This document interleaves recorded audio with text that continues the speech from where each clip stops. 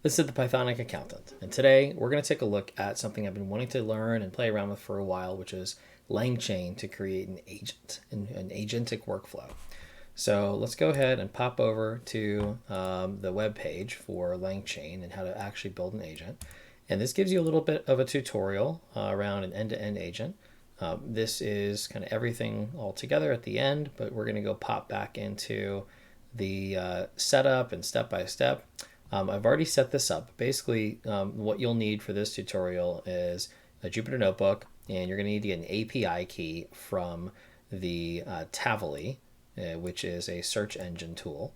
And the API key is free to use, and it gives you a limited number of searches for giving your agent web search. And so what we've done is we've gone ahead and done the individual pieces here. So I've got it set up in my notebook, and I'll share this in a link in the notes to the video, so that way you can get this and utilize it yourself. But basically, pip install the libraries that you need. This is the kind of LangChain, LangGraph, Tavily, everything you need in order to actually run this agent. And then we also have to pip install the OpenAI specific LangChain, assuming you're using OpenAI for your GenAI tool. And then once those are done, we're going to import libraries and set our API keys. So within the Jupyter Notebook, we have the Secrets tab here, which is where you're able to add your API keys for both OpenAI and Tavily. And this makes it accessible. So from the Google's Colab Notebook, this is where they come in. And then we're setting up to the environment variables here temporarily, so that way they can be accessible when you actually make these calls here. So we're going to go ahead and do the import and get these API keys set. Next, we're going to set the model that we're going to use and set the tools. So what this is doing is saying, okay, we're creating a tool called search using the Tavily search results. We're going to get a max results of, let's do 2, so that way it's a little bit shorter of a response time. And then we're setting just that one search tool as our tools that are available. And this is just right now a variable called tools with a list, but we'll pull that in down here where we actually add it to the model. So now we're actually creating a model that we're going to use. And this is the init chat model that we imported from the LangChain chat models. And we're instantiating it with the GPT-4o mini model and selling it specifically. It's an OpenAI model. And then now we're actually adding to that model to have it be a model with tools. And this is just a variable name that we're using, suggested by LangChain. And it's using a method called model.bind tools that adds the search tool to the model. So again, we can probably add more tools than that, but for now we're just adding the search tool. Then finally, we have to make an agent that can actually execute this. So again, this is a create React agent. That create React agent comes from langgraph.prebuilt. And that way we don't have to set up the rules of the agent ourselves. It's just ready to go. And we're calling it agent executor or executor, and it pulls in the model and the tools. And so, oh, interesting. So maybe it doesn't need the model with tools. That looks like it's duplicative. This was probably for part of their kind of demo, showing us how you can actually access the model with tools itself. But this agent pulls the model and the tools together. So I think it is duplicative. So now let's take a look at, I haven't created any helper functions yet. This will be kind of next video when we start doing a little bit more advanced stuff. So now let's take a look at the playground.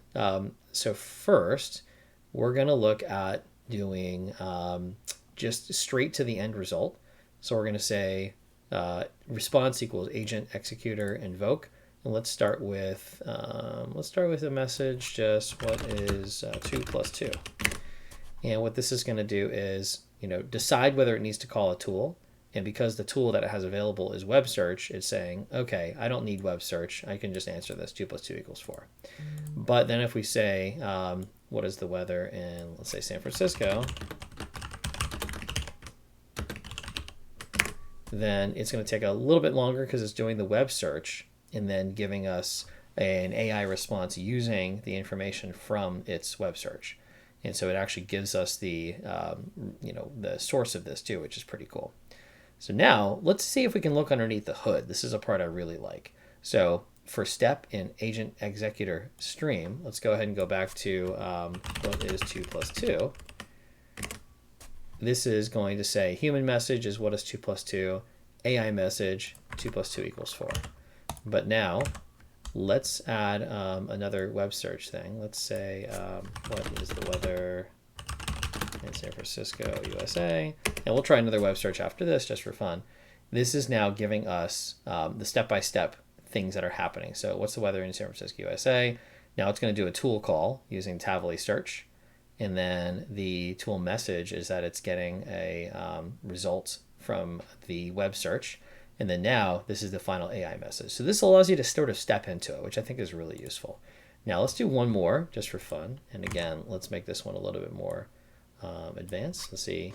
What is the latest news on Tesla autopilot? And just for fun, I have no idea what this is going to give us, but this is going to do a tool call. Awesome. It decided to need to do a web search.